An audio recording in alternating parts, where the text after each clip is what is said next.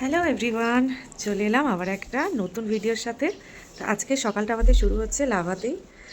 Lava থেকে আজকে আমরা বেরিয়ে যাব ঋষভের দিকে। তো সকালবেলা বেশ ঝলমলে রোদ, কালকে যেমন কুয়াশা দেখিয়েছিলাম আজকে তেমনই ঝলমলে রোদ উঠেছে। ওয়েদারটা খুব সুন্দর, ঠান্ডা আছে কিন্তু রোদটার জন্য ভালো লাগছে। এই যে দূরে সব বাচ্চারা স্কুল যাচ্ছে সকালবেলা, এখন বাজে ওই 8:30 মতো, 9টার কাছাকাছি বাজতে যায়। যেহেতু ঠান্ডার জায়গা ওই জন্য মনে হয় স্কুলগুলো একটু দেরিতেই হয়। নিচে চলে এসেছে, এখন চায়ের জন্য ওয়েট করা হচ্ছে, আর এদিকে মিঠিকে খাওয়ানো হবে। ওই যে দিদি ওখানে খাবার রেডি করেছে। তো বাইরেটা একটু দেখি কি অবস্থা। আমরা এই যে এবার বেরিয়ে যাচ্ছি। ব্রেকফাস্ট করা হলো ব্রেড বাটার দিয়ে, সরি ব্রেড অমলেট দিয়ে। আর এখন এই যে মালপত্র তোলা হচ্ছে, এবার আমরা বেরিয়ে যাব। মামা মামা সরো, গাড়ি আসছে। আমরা এই যে বেরিয়ে গেছি, এখন রাস্তায় এই জাস্ট বেরোলাম।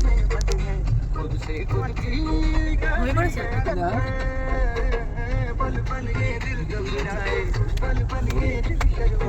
আজ আমরা যাচ্ছি ঋষভ হয়ে কালিম্পং যাবো। আগে ঋষভ পৌঁছাই, তারপর আবার দেখা হচ্ছে।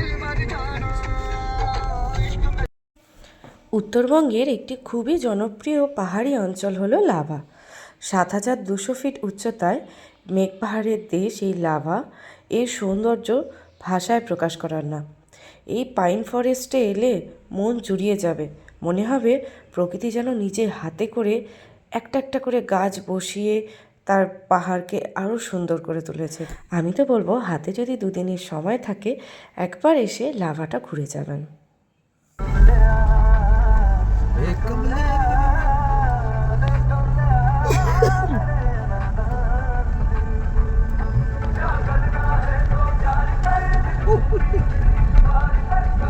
ছিল এটা কি বলছিল? কুকি এটা কি কোনটা? এটা যাচ্ছি যাচ্ছি এই জায়গাটার সাইড দেখা যাবে না, একটু সাইডটা দেখো তাহলে বুঝতে পারবে। দারুণ। এই দেখো কুয়াশা, দেখো কুয়াশার মধ্যে দেখো, পুরো কুয়াশায় ঢাকা। বাইরে থেকে বুঝতে পারবে ঠান্ডাটা কি রকম এখন।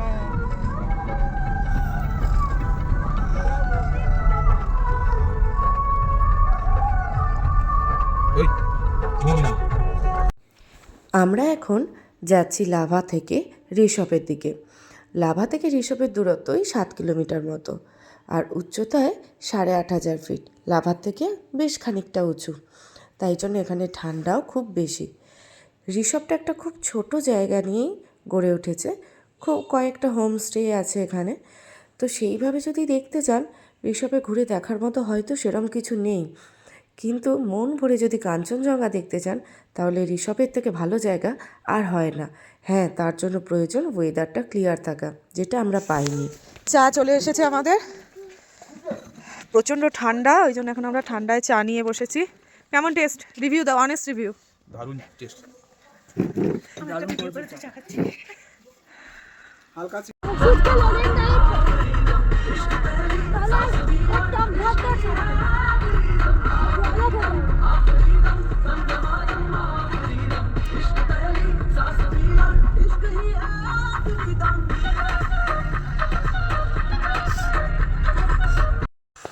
ঋষভ ঘুরে আমরা এখন চলে এসেছি কালিম্পংয়ের ডেলো পার্কে। কালিম্পং আসলে ডেলো পার্ক তো অবশ্যই আসবেন, কারণ এখানকার প্রাকৃতিক সৌন্দর্য অসাধারণ। এখান থেকে পুরো কাঞ্চনজঙ্ঘার রেঞ্জটা দেখা যায় যদি ওয়েদার ক্লিয়ার থাকে। তো এখানের এন্ট্রি ফিস আছে, এন্ট্রি ফিস ছিল 20 টাকা করে। এটা এই ডেলো পাহাড়টা অবস্থিত কালিম্পং রাজ্যে। এর উচ্চতা 4,091 ফুট, আর এই পাহাড়ের মধ্যেই এই পার্কটা তৈরি করা হয়েছে। এই পুরো পার্কটা পায়ে হেঁটে যদি আপনি ঘুরে দেখতে চান তাহলে 1 ঘন্টার কাছাকাছি সময় আপনার লেগেই যাবে। আর সত্যি বলতে চারিদিকটা এতই সুন্দর, 2-3 ঘন্টার সময় অনায়াসেই এখানে কাটানো। এখানের আরও একটি মূল আকর্ষণ হলো প্যারাগ্লাইডিং। এই যে প্রথমে ঢুকেই আগে দেখতে পেয়ে গেছে গাড়ি, দুজনে চেপে নিয়েছে।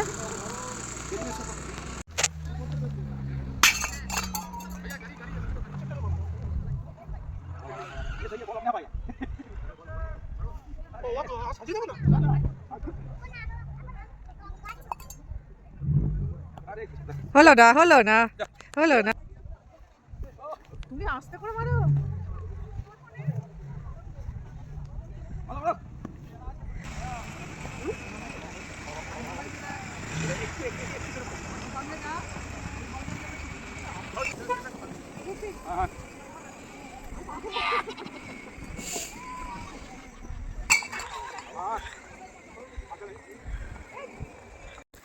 এই যে দেখতেই পাচ্ছেন এখানে লেখা আই লাভ কালিম্পং। সত্যি জায়গাটা অসাধারণ লেগেছে আমাদের। তার সাথে যদি কাঞ্চনজঙ্ঘা দেখতে পেতাম এখান থেকে আরও ভালো লাগতো।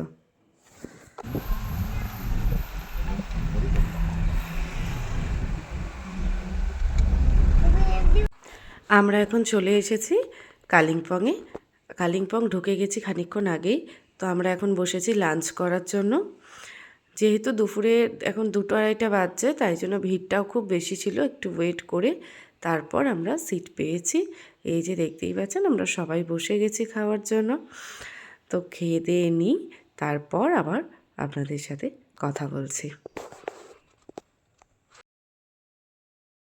আমাদের খাওয়া দাওয়া কমপ্লিট।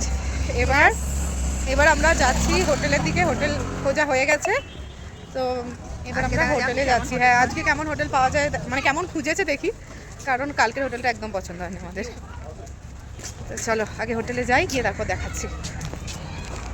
এই যে দুজন সামনে যাচ্ছে। এই যে এখান থেকে পুরো কালিম্পং শহরটা দেখা যাচ্ছে। আমরা এখনো হেঁটে হেঁটে যাচ্ছি। যে পাহাড়ি ফুচকা, এটা একবার আমার খাওয়ার খুব ইচ্ছা। আজকে সন্ধ্যেবেলা একবার খাবো যদি বেরোই। তো আমরা এই যাচ্ছি এখন এই রাস্তাটা দিয়ে, দেখা যাক। চলে এসেছি হোটেলে।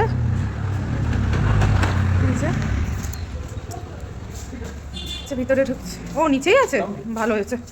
এটা রিসেপশন, বসার জায়গা। আর এখানে এই যে রুমগুলো, দেখি রুমগুলো কেমন।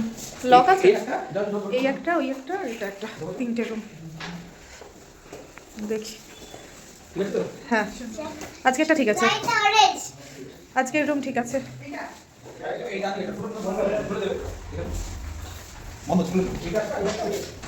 এটা দেখি। হ্যাঁ, আমরা এটাই থাকবো। এই যে এখানটা দিয়ে দেখতে পাবো। সুন্দর। এই যে এই রুমটা আমি নিয়ে নিয়েছি, যেটা আমরা থাকবো। তার কারণ এই যে এখান থেকে বেশ ভালো লাগছে দেখতে।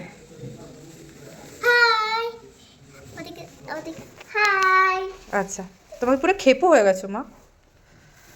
এই যে একটা টিভি আছে, সেরকম কিছু নেই, কিন্তু একটু জায়গা আছে, একটু স্পেসিয়াস।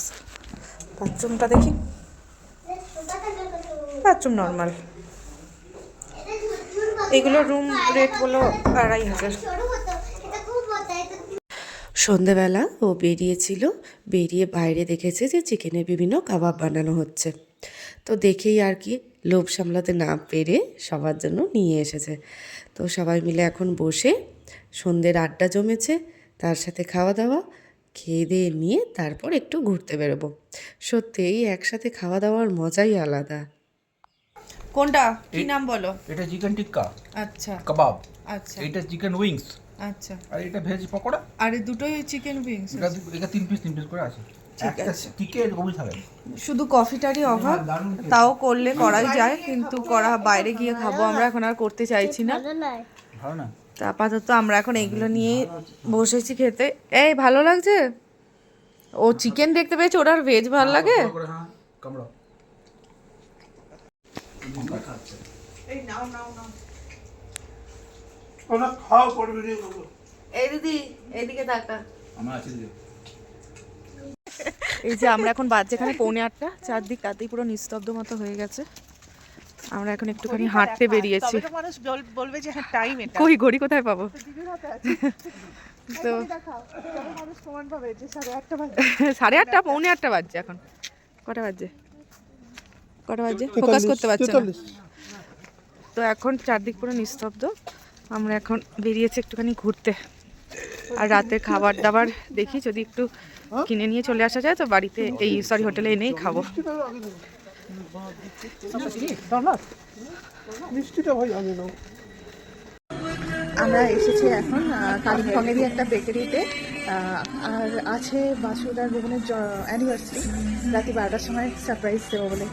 Just minute. রাত হয়ে গিয়েছিল, কোনো কেকের দোকান খোলা নেই, একটাই পেয়েছি, নিতে বাধ্য হলাম। বেকারিটা ভালোই, আসলে দেখি বাসু অ্যান্ড ভুবন। ভুবন। হ্যাঁ, BUN।